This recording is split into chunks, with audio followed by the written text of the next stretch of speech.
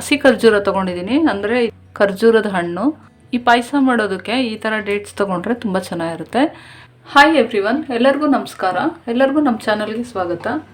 ನಾನಿವತ್ತು ಡೇಟ್ಸು ಮತ್ತು ಶಾವಿಗೆಯಿಂದ ಪಾಯಸ ಮಾಡೋದು ತೋರಿಸ್ತಾ ಇದ್ದೀನಿ. ಈ ಖೀರ್ ತುಂಬ ಚೆನ್ನಾಗಿರುತ್ತೆ, ತುಂಬ ಟೇಸ್ಟಿಯಾಗಿರುತ್ತೆ. ನಾನಿಲ್ಲಿ ಸೀಡ್ ಇರೋದು ತೊಗೊಂಡಿದ್ದೀನಿ, ಇದರಲ್ಲಿ ಸೀಡ್ಲೆಸ್ಸು ಬರುತ್ತೆ, ನೀವು ತೊಗೋಬೋದು. 1 ಕಪ್ನಷ್ಟು ಶಾವಿಗೆ, 1 ಕಪ್ನಷ್ಟು ಡೇಟ್ಸ್ ತೊಗೊಂಡಿದ್ದೀನಿ. ಇದಕ್ಕೆ ಬೆಲ್ಲ ಬೇಕಾದರೂ ಹಾಕೋಬೋದು, ಸಕ್ಕರೆ ಬೇಕಾದರೂ ಹಾಕೋಬೋದು. ಇವಾಗ ಸ್ಟಾರ್ಟ್ ಮಾಡೋಣ. ನಾನಿಲ್ಲಿ ಒಂದು ಮಿಕ್ಸರ್ ಜಾರ್ಗೆ ಹಾಕ್ಕೊಂಡಿದ್ದೀನಿ ಡೇಟ್ಸ್ ಎಲ್ಲ, ಅದು ಸೀಡ್ಸ್ ಎಲ್ಲ ತೆಗೆದು ಇದನ್ನು ಒಂದು ಕೋರ್ಸಾಗಿ ಗ್ರೈಂಡ್ ಮಾಡ್ಕೊಂಡು ಬರ್ತೀನಿ. ತುಂಬ ಫೈನಾಗಿ ಏನು ಬೇಡ ನೋಡಿ, ನಾನು ಈ ಥರ ಗ್ರೈಂಡ್ ಮಾಡ್ಕೊಂಡಿದ್ದೀನಿ. ನಿಮಗೆ ಬೇಕಿದ್ರೆ ಫೈನ್ ಪೇಸ್ಟಾಗಿ ಮಾಡ್ಕೋಬೋದು. ಆ ಥರ ಮಾಡಿಕೊಂಡ್ರೆ ನಿಮಗೆ ಬಾಯಿಗೆ ಸಿಕ್ಕಲ್ಲ. ಈ ಪಾಯಸದಲ್ಲಿ ಖರ್ಜೂರ ಬಾಯಿಗೆ ಸಿಗ್ತಾಯಿದ್ರೆ ಚೆನ್ನಾಗಿರುತ್ತೆ. ನಾನಿವಾಗ ಒಂದು ಪ್ಯಾನ್ ಇಟ್ಕೊಂಡಿದ್ದೀನಿ, 1 ಸ್ಪೂನಷ್ಟು ತುಪ್ಪ ಹಾಕ್ಕೊಂಡಿದ್ದೀನಿ. ನಾನಿಲ್ಲಿ ಬ್ಲ್ಯಾಕ್ ಗ್ರೇಪ್ಸ್ ಹಾಕ್ಕೊಳ್ತಿದ್ದೀನಿ, ನೀವು ಬೇಕಿದ್ರೆ ನಾರ್ಮಲ್ ಗ್ರೇಪ್ಸ್ ಹಾಕ್ಕೋಬೋದು.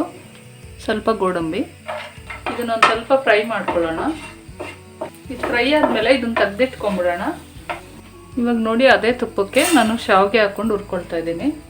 ನಿಮ್ಮ ಹತ್ರ ಫ್ರೈಡ್ ಇದ್ದರೂ ಪರವಾಗಿಲ್ಲ, ಹಾಗೆ ಹಾಕ್ಕೊಳ್ಳಿ, ಇಲ್ಲಾಂದರೆ ಒಂದು ಸ್ವಲ್ಪ ಫ್ರೈ ಮಾಡ್ಕೊಳ್ಳಿ.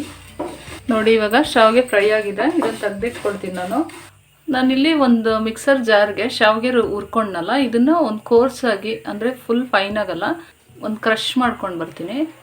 ನೋಡಿ, ಈ ಥರ ಕ್ರಷ್ ಮಾಡ್ಕೋಬೇಕು ಇದನ್ನ. ಇವಾಗ ಹಾಲು ಕುದೀತಾ ಇದೆ. ಇವಾಗ ನಾನು ಇದು ಕ್ರಷ್ ಮಾಡಿಕೊಂಡ್ರೋ ಶಾವಿಗೆನೆಲ್ಲ ಇದರೊಳಗೆ ಹಾಕ್ಕೊಳ್ತೀನಿ. ಶಾವಿಗೆ ಹಾಕ್ಕೊಂಡ್ಮೇಲೆ ಚೆನ್ನಾಗಿ ಮಿಕ್ಸ್ ಮಾಡ್ಕೋಬೇಕಿದು. ನೋಡಿ, ಅದು ಚೆನ್ನಾಗಿ ಕುದೀತಾ ಇದೆ. ಇವಾಗ ನಾನು ಇಲ್ಲಿ ತರಿಯಾಗಿ ರುಬ್ಕೊಂಡಿರೋ ಡೇಟ್ಸ್ನ ಇದಕ್ಕೆ ಹಾಕ್ಕೊಳ್ತಾ ಇದ್ದೀನಿ.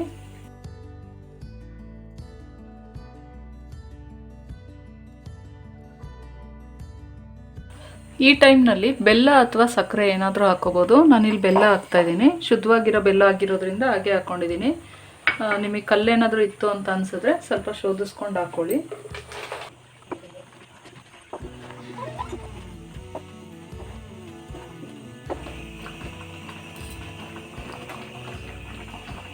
ಇವಾಗ ಲಾಸ್ಟಿಗೆ ಇನ್ನೊಂದು ಸ್ಪೂನಷ್ಟು ತುಪ್ಪ ಹಾಕ್ತಿದ್ದೀನಿ.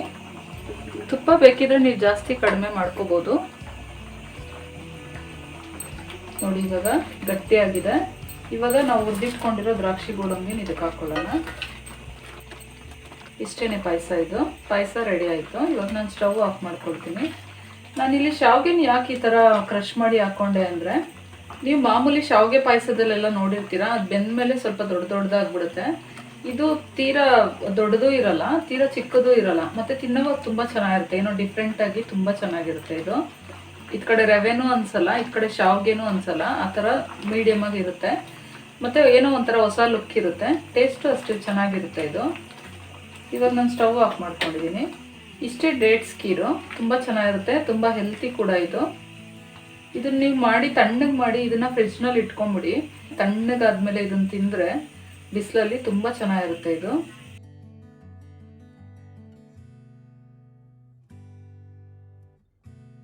ತುಂಬ ಸುಲಭವಾಗಿ ಡೇಟ್ಸ್ ಖೀರ್ ಮಾಡ್ಕೊಂಡಿದ್ದು ತುಂಬ ಟೇಸ್ಟ್ ಚೆನ್ನಾಗಿರುತ್ತೆ ಇದು. ಇದನ್ನು ನೀವು ಖಂಡಿತವಾಗ್ಲೂ ಒಂದ್ಸರಿ ಟ್ರೈ ಮಾಡಿ ನೋಡಿ, ಎಲ್ಲರಿಗೂ ಇಷ್ಟ ಆಗುತ್ತೆ. ಈ ರೆಸಿಪಿ ನಿಮ್ಗೆ ಇಷ್ಟ ಆಗಿದ್ರೆ ಲೈಕ್ ಬಟನ್ ಮೇಲೆ ಕ್ಲಿಕ್ ಮಾಡಿ, ವಿಡಿಯೋಸ್ನ ನಿಮ್ಮ ಫ್ರೆಂಡ್ಸ್ ಆ್ಯಂಡ್ ರಿಲೇಟಿವ್ಸ್ಗೆ ಶೇರ್ ಮಾಡಿ ಫ್ರೆಂಡ್ಸ್. ಮತ್ತೆ ಸಿಗೋಣ ಇನ್ನೊಂದು ವಿಡಿಯೋದಲ್ಲಿ. ಅಲ್ಲಿವರೆಗೂ ಟೇಕ್ ಕೇರ್. Thank you.